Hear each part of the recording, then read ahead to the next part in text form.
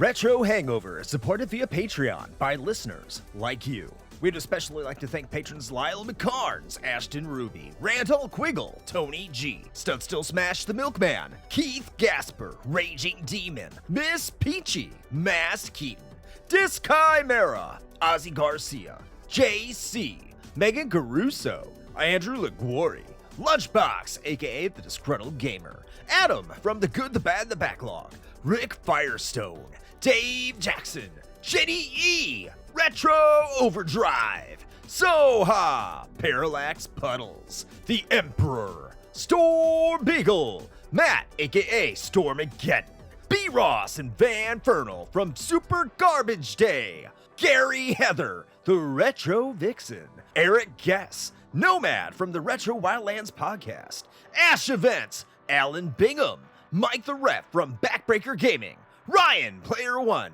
Low 5 Alex, Alt, Renner Dreaming, and Oh Me. Your continued engagement and generous donations are deeply appreciated.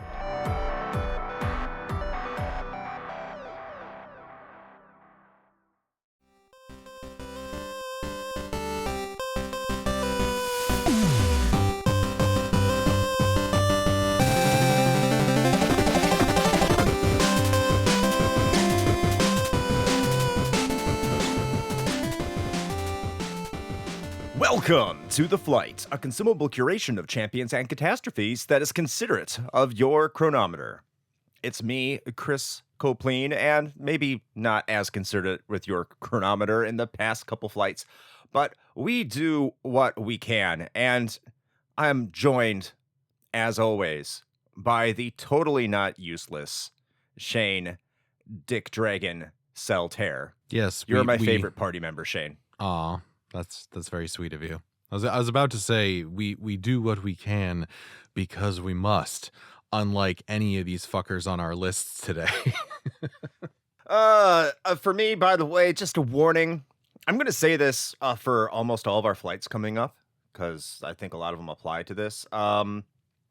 Spoilers be damned. These are going to have spoilers, possibly. So if they have spoilers, oh well, it's going to contain them. But there's going to be pretty much, I'm looking at my list, they're all RPG characters. So I don't know if that's going to be the same for Shane, but it is party member, and that's where my mind goes. So if you want to hear more of that, I apologize. What about you, Shane? Is it just RPG, or did you go a little bit more in an off-beaten path? Oh, no. No, none of mine are RPGs. Because here's the thing, right?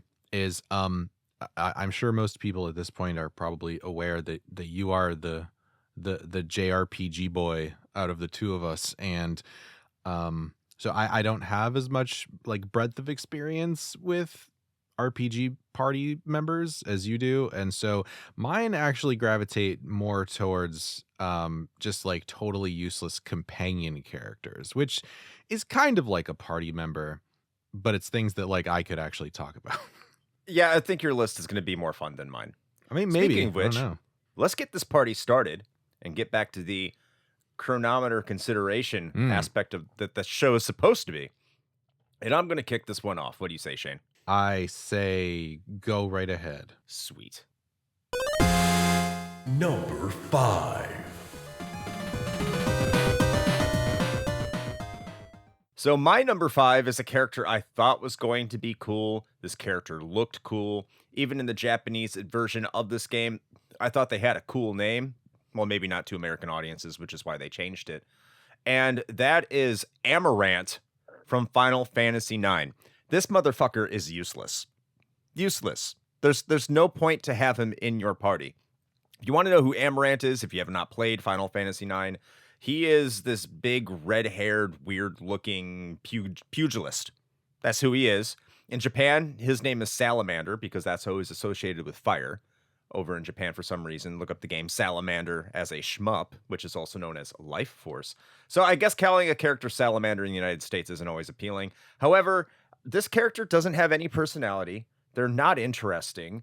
Their battle abilities are far worse than pretty much any of your tank characters. They're just not interesting. You don't need this character at all.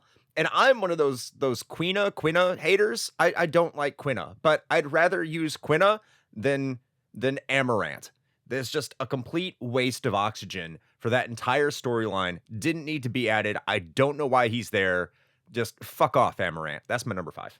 All right. So what I quickly realized about my list is not only is it largely centered around companion characters in games, but more specifically that I just really, really, really do not like escorts, like missions. I feel like I should clarify. Oh, that. I was about to say. I mean, there could be a lot of ways that you could have to explain the escort line here. Yeah. So walk carefully. When they're dead, they're just hookers. Anyway, so yeah. So my number 5 is I don't know if it's she or shi. I'm going with shi, like the makeshift knife, but Shiva. Okay, Resident Evil 5. Whatever. Yeah, the chick from Resident Evil 5. Okay, so in theory, she's supposed to be a useful companion for you. Now, the game is developed pretty much entirely around the notion that it should be played co-op. So take it with a little bit of a grain of salt, I guess. For those of us that did not do that, i.e. me, the single player experience is fine, but also the ways in which Shiva tries to, air quotes, help you, a lot of the times not helpful, like at all. Like she will just straight up steal ammunition. She will waste bullets. She will waste healing items. She will get herself shot. So not fantastic, not the worst, which is why she's number 5 on my list, but there were definitely a number of times in my RE5 playthrough where I was just cursing her out for how stupid she was acting. AI companions are the best, are they not? Oh, it's so great. I mean, if they bode anything for our brave new AI future, I fear for us all. I've been told they've come a long way, which is actually scaring me a lot. Number 4. Anyway, on to my number 4, which I think is going to hurt the feelings of a lot of people because I think this is a character that they might like because it's from a game that a lot of people love. Well, now they do. They didn't exactly 20 years ago. Anyway, it's Flying Man from Earthbound. And I don't like Flying Man because they're not that great of a party member. They're very limited. And then when they die, they make you feel bad about it. Because it all happens in like this dream world Ness has to go to in order to explore himself, understand himself, confront his greatest fears. And you're the only party member that you are. It's just you. But you can get help in the Flying Men, who are giant buff bird guys. And then you go about, you fight, and then they die. And when they die, they're permadead. And they don't do a ton of damage. They don't really help you out all that much. And I was really considering Pokey, but the thing is, maybe I should have done the dog. But the thing is like Pokey, no, the dog is awesome. Yeah, I was saying, what are you talking about? Dog is great. Yeah, the dog is awesome. Yeah. Pokey is supposed to be shit because there's plot reasons for it. He's kind of the bad guy. So that's understandable. But this person is supposed to be helping you, actively help you confront all these things. They're your courage, and then they just fuck off and die, and they die easily. And then, again, they get buried in your backyard, and like, oh, here lies Flying Man number 1, and here lies Flying Man number 2, and make you feel like crap. So fuck you, Flying Man number 4 from Earthbound. Well then, my number 4 is from a game that in a lot of ways I feel like doesn't get the recognition it always deserves because it's sort of like the one that most people kind of tend to forget about because we all think in trilogies apparently. But Silent Hill 4 happens to have a character that kind of sucks ass, and that happens to be Eileen. Because, fucking spoiler, it's a lot of escort mission bullshit. But here's the kicker, right? So not only is it escort mission bullshit, because I can't think of too many games where escort missions are actually fun. You have to guide her through monster infested tunnels, and she's like, Shane, yes. really quick, do you have to keep on saying, come on, Eileen? Does that happen a lot when you're escorting her? Fortunately, no. And if I did, Okay. it would not be sing-songy. I would just be screaming at her out of frustration. But yeah, so you have to guide her through these tunnels that are just like infested with Silent Hill monsters, right? And that's kind of bad enough as it is, but she's also injured and therefore limping along, also ergo slow as fuck, and she will fall down. And if she gets damaged, she shares the damage with you. If she gets hurt, you get hurt. It fucking sucks. Those whole sections of that game just fucking suck. She is not only useless, she's actually actively detracting from your experience. Like, she's not like a net like neutral. She is an absolute net negative, and it's terrible. Number 3. My number 3 is probably going to be a bit of a hot one. It's going to be Umaru from Final Fantasy VI. In terms of the background, in terms of what a character is, they're relatively harmless. They're just Mog's Yeti friend, which again seems really cool on the surface. You get a Yeti in your party, except he's a berserker, which means that all the actions that Umaru takes is what Umaru takes individually. Sometimes can they be useful? Sure. But you might be fighting an enemy that's weak or that absorbs like, I don't know, ice attacks. And then he'll constantly cast ice attacks. And of course, because you can never control them, they can't heal anybody. Giving them magic is useless. Giving them most relics are useless because they'll just do what they want to do. And you don't need them in your party. They're a hidden character. They're not all that good. I probably could have put Umaru lower based on the attitude that I talked about Flying Man and Amarant, because I don't really have any animosity towards Umaru. It's just that he's shit in your party, and I don't like it. So there you go. My number 3 is Umaru, and I probably should have made Umaru number 5. Sorry, Umaru. You don't deserve this. Yeah, well, we didn't deserve to suffer with any of these party members either, so I call not. it a wash. All right. Yeah, they're all even in our hearts. True. So, alrighty. Here's my number 3, and I promise it is the last escort mission related one. So, but it's Natalia from GoldenEye. Arguably one of my favorite games, particularly from the N64. A lot of fond memories, none of which have to do with this bitch.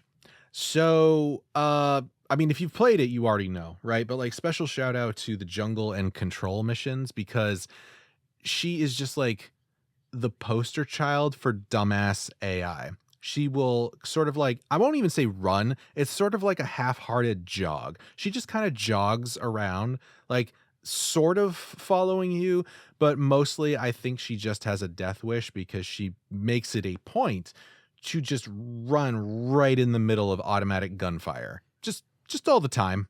Just all the time. And I know, because I've played the game many times over my life, I know that there have been at least a few occasions where I've gotten like right to the end of one of those missions, like in the control mission, about to bounce out the door, but like, oh man, we sure did it. Like, I am the super spy. I am the Bond James. And then a whole bunch of Soviets show up and just murk her. And I'm like, well, all right, cool. I have to do this entire like 30-minute mission all over again. So yay. So yeah, Natalia sucks. You know what? You're right. I should have put Natalia on my list. That is a great pick. She is worthless. She's always running worse into than harm's way. worthless. The objective of this mission: don't have Natalia die. Hey, James, there's a turret. Let me run to it. Fucking hate her. Number 2. All right, my number 2 is Edge from Final Fantasy IV. Why is Edge my number 2? Because Edge has a special ability. Now, all characters in Final Fantasy IV have some sort of special ability. Cecil the Paladin can defend when an ally's low on health and is also a tank that can cast Cure. Kine can jump. Rosa is your healer and has the function called Aim. Special ability right there. And of course, Rydia is your black mage and your summoner. So what's Edge's special ability? Dying.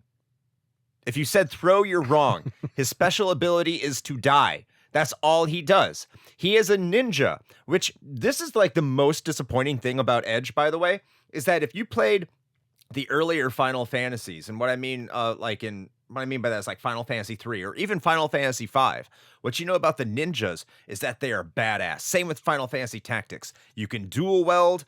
You get 2 weapons and like each in one hand. You're doing a ton of damage, a ton of DPS. And then if you have a bunch of items laying around or a bunch of shurikens and like physical attacks just aren't doing it, you have the throw command and they are great.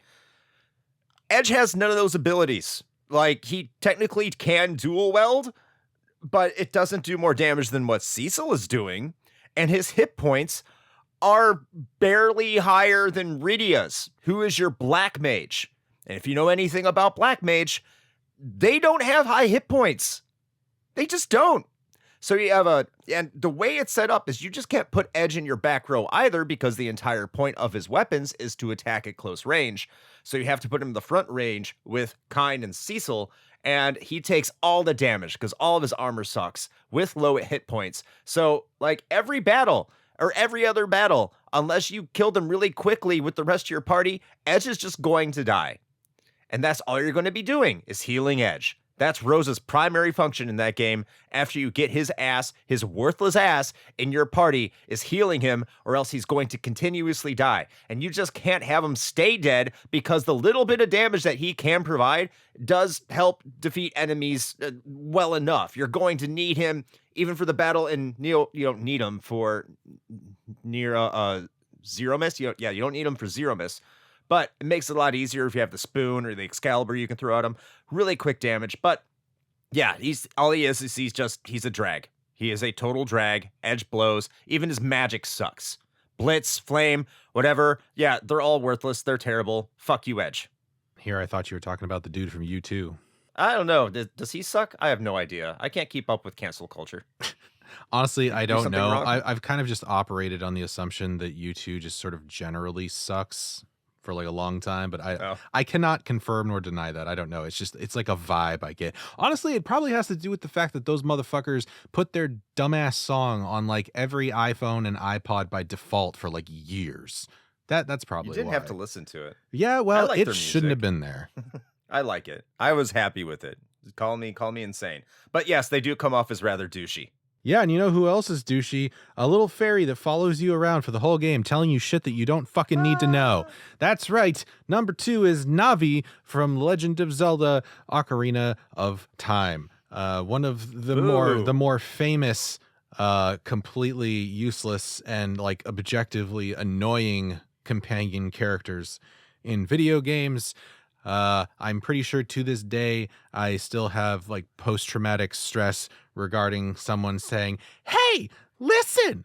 So that's cool. It'd be one thing, if she was like useful. Generally, she's not like ever. Close runner up, by the way, is that fucking douchebag owl who just like shows up periodically to just completely stop the entire, like everything that's going on in the game at the moment, to like exposition dump on you. And then the developers had the fucking chutzpah to put the default cursor location on yes for would you like to hear this again, you motherfuckers. Anyway, I like Ocarina of Time. Navi is my number 2 pick. See, I like Navi. I'll put it better. Let me rephrase that. I don't mind Navi. And this makes me wonder, based off Zelda fandom, if we're going to be getting another Zelda character for your number 1 pick. Because I've heard there's someone worse than Navi. But I'll hold on to that. And I think you already know who I'm talking about. So I'm going to see if that's your pick. This makes me kind of upset I didn't put Slippy on my list. I almost did. Slippy on my list. Oh, man. Croak, help me. Every 5 seconds. Fuck you, Slippy. Help yourself. Number 1. My number 1 is Prim and Popoi. Prim and Popoi. Better known as the girl and the sprite from Secret of Mana. Look, I don't know how so many people love this fucking game. I tried playing it not too long ago.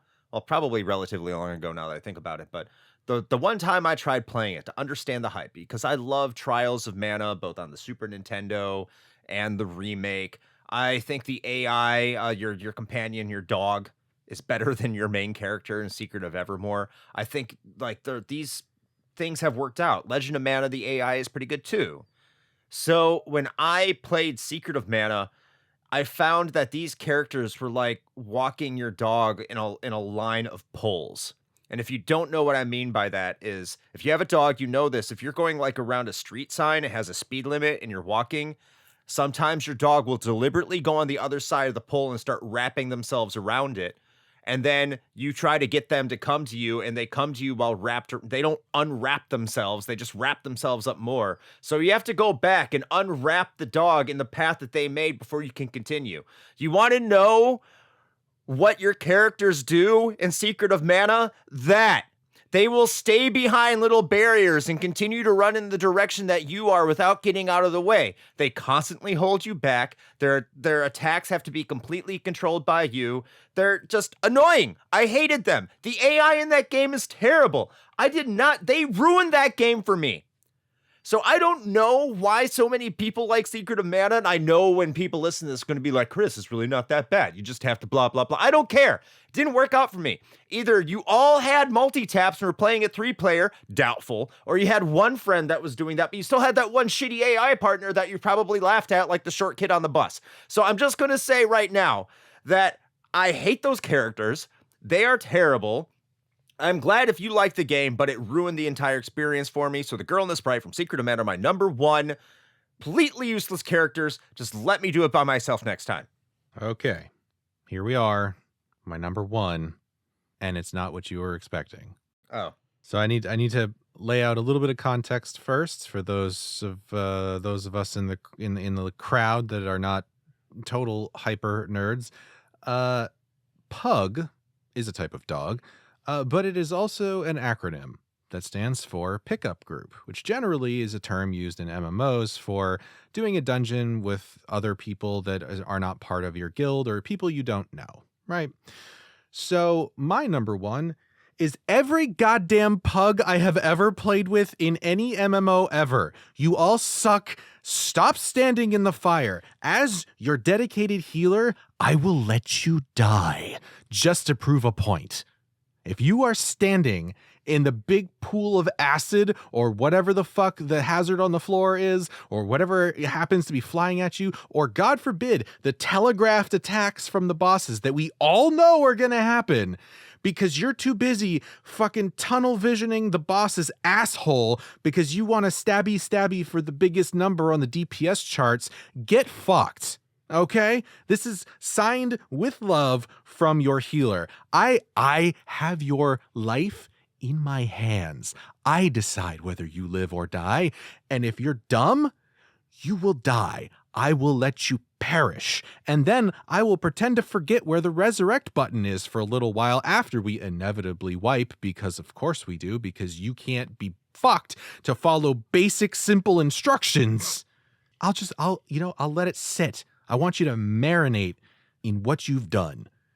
And then maybe I will grace you with a resurrect spell. Maybe. So there you go. Pickup groups. You're all fucking terrible.